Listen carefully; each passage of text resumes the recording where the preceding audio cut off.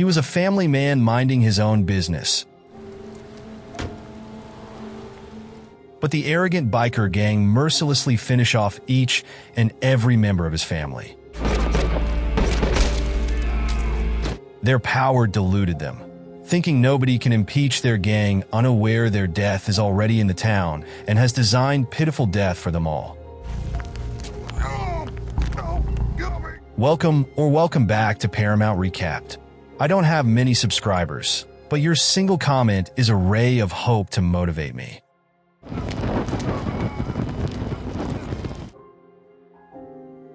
The movie kicks off with three guys out hunting in the woods. One of them, Dale, wanders off to chase down an animal. Now, Dale might not be the sharpest tool in the shed because, as he's about to take a shot, a huge bald guy comes out of nowhere and shoves him right off a cliff. Talk about a surprise exit. This human wrecking ball is Ryan Verrett, a former cop with one thing on his mind: revenge. See, a few years ago, some bad dudes killed his family, and Dale here was one of them. Guess Dale didn't see that karma cliff coming. After turning Dale into a human pancake, Ryan drives to a small town called Hope. And no, it's not as cheerful as the name sounds. The place is run by a bunch of bikers who are basically the town's welcome committee, except they're more into breaking kneecaps than handing out muffins. Even the sheriff is too scared to stand up to them. But Ryan? Nope, he just strolls in like it's no big deal. He stops at a gas station where the owner, Kirby, tells him about the town's one lonely little motel. It's run by a woman named Darcy, who is probably wondering why anyone in their right mind would come to Hope willingly. Ryan just shrugs and says he's got business to take care of. Sure, buddy, because that's the usual reason people come to a town run by psychos. Meanwhile, over at the FBI headquarters, an agent named Frank is cooking up a plan with his team to catch Dale, who's also, a total creep. Right in the middle of their discussion, someone bursts in with news. Dale's already dead. Guess Ryan saved them the trouble, huh? Cue the flashback to Ryan's past. He's chilling at a party with his family when a bunch of criminals crash the scene and start shooting up the place like it's some action movie audition. Their leader, Drake Santiago, really hates cops, especially the ones who put him behind bars. Ryan was on his hit list but somehow survived despite taking a few bullets. Back in the present, Ryan's cruising around town when he spots a few bikes parked outside a building. One of the gang members storms out, furious because a dog is barking at him. Apparently, this guy thinks the solution to a barking dog is pulling out a gun. Before he can take out Fido, Ryan steps in and gives the guy a well-deserved beatdown. The noise from the brawl brings out the rest of the gang. Their leader? None other than our old buddy Drake. He doesn't recognize Ryan because, let's be real, when you've killed as many people as Drake has, faces tend to blur together. Even though Ryan just knocked one of his guys senseless, Drake decides to let him off the hook, for now. But because he's got trust issues, probably thanks to all that crime, Drake orders his brother, Rexo, to keep tabs on the mysterious bald guy. The next day, Rexo fills Drake in on some trouble with a club owner who's refusing to pay the gang's security fee. That classic scam. Drake, being the gentleman he is, challenges the guy to a one-round boxing match. He promises that if the guy wins, he won't have to pay the fee anymore. It's like a game show, but with fists. Even though Drake's getting up there in age, he wipes the floor with the guy in no time. Drake lets him live because, after all, dead guys are pretty bad at paying bills. Later that night, Rexo heads to Darcy's motel, trying to get info on Ryan. He's acting all tough, threatening Darcy, saying he'll make her life miserable if she doesn't spill the beans. Ryan overhears and gives Rexo a gentle reminder not to mess with people. And by gentle, I mean he beats him up like he's trying to win a world title. Darcy freaks out, warning Ryan that Rexo is Drake's baby brother and that Drake is definitely not going to send him a thank you note for this. But Ryan? He couldn't care less. Ryan then takes things up a notch by dragging Rexo to the gang's meth lab, strapping him to a car, and sending it straight into the lab. The result? One epic explosion and one less brother for Drake. The lab goes up in flames, and Ryan walks away feeling pretty good about his night's work. Drake and his crew show up just in time to see the lab reduced to ashes. When Drake realizes his brother is toast, he's beyond furious, like destroy everything in sight furious. Not long after, the sheriff finally shows up to check out the mess. Drake isn't exactly in the mood for small talk, so he strolls up to the sheriff and threatens to kill his family if he tries to interfere. The sheriff, shaking in his boots, figures it's better to just let the gang do their thing. I mean, it's not like he's getting paid enough to deal with this nightmare. The next day, Ryan sets his sights on a truck the gang's using to move meth out of town. He quietly tails the truck, deflates a tire, and when the driver steps out, Ryan teaches him a lesson about checking his tires by smashing his head against the door. Then, as if blowing up one meth lab wasn't enough, Ryan blows up the whole truck too. too. One of the gang members spots the explosion and rushes to tell Drake. By this point, Drake is losing it. He's down a brother, a meth lab, and now a truckload of drugs. To figure out who's behind all this chaos, Drake hauls Kirby to their hideout and orders him to find out who this Ryan guy really is. If Ryan thinks he's done, Drake's just getting started. Drake wasn't kidding when he told Kirby to dig up dirt on Ryan. With his life on the line, Kirby had no choice but to start snooping. He figured Ryan's car parked near the motel might have some clues. But before he could find anything, Ryan caught him in the act. Nervous, Kirby invited Ryan over to his place for a drink, trying to cover his tracks. But Ryan wasn't fooled and directly asked Kirby why he was snooping around. At Kirby's house, with no way out, Kirby confessed that Drake ordered him to spy on Ryan. As soon as he spilled the beans, they heard a motorcycle pull up outside. It was one of Drake's men, Crab, ready to fight Ryan. The fight didn't last long. Ryan easily beat Crab and let him go. Meanwhile, Drake had been doing his own digging. After a chat with the sheriff, he learned that Ryan was an ex-cop who quit the force after his family was brutally murdered. The sheriff got some cash for his trouble, and Drake went back to plotting. Later that night, things took a deadly turn. Drake and his gang broke into Kirby's house while he was sleeping. Furious that Kirby hadn't found more dirt on Ryan, Drake ordered Crab to kill Kirby as punishment. The next morning, Ryan learned that Kirby had been murdered, and he knew Drake was behind it. Filled with rage, Ryan stormed into one of Drake's clubs, beating down every gang member inside. Not done yet, he kidnapped Crab, stuffed him in his car's trunk, and killed him. Ryan then dumped Crab's body right in front of Drake's headquarters as a twisted warning. When Drake found his goon dead, he lost it, rallied his crew, armed them heavily, and declared war on Ryan. That night, at the motel, Darcy heard suspicious noises and grabbed her shotgun, ready for action. Sensing trouble, Ryan told her to hide. When Drake's men entered, Ryan had Darcy kill the lights. In the pitch black, gunfire erupted. When the lights came back on, all of Drake's men were dead, and Ryan was standing there, unharmed. Knowing they had to leave, Ryan and Darcy tried to escape, but Drake's crew was waiting. They ambushed Ryan, beating him until he passed out. When Ryan woke up, he was tied to a chair at the gang's hideout, with Darcy captured as well. Drake, reveling in his power, threatened to kill them both, but not before tormenting them. He ordered his men to start torturing Ryan while he prepared for Darcy. But Ryan wasn't done yet. He managed to break free and knock out the thug who was beating him up. Ryan didn't waste any time. He started tearing through the gang's headquarters, looking for Darcy. Of course, Drake's men tried to stop him, but that was like trying to stop a bulldozer with a bicycle. Ryan was unstoppable. He finally found Darcy, tied up with duct tape over her mouth. He freed her, and the two made a run for it, but Drake wasn't about to let them get away that easily. Ryan knew it was time for the final showdown. He told Darcy to leave while he stayed behind to face Drake. Before the fight, Drake had a little aha moment. He remembered Ryan as the cop whose family he had killed. He thought he'd finish Ryan off back then, but clearly, Ryan had other plans. The two went head-to-head in an intense brawl, with Ryan ultimately knocking Drake down. Just when it seemed like it was over, Drake got back up, pulled a knife, and tried to stab Ryan from behind. But in a twist of fate, FBI agent Frank showed up just in time, taking Drake out with a well-aimed shot. The FBI had rolled into town to put an end to Drake's reign of terror, but Frank decided to let Ryan walk free, believing that the world could still use a guy like him. As the movie wrapped up, Ryan left the town, promising Frank they'd cross paths again someday. In the final scene, we see Ryan raiding a place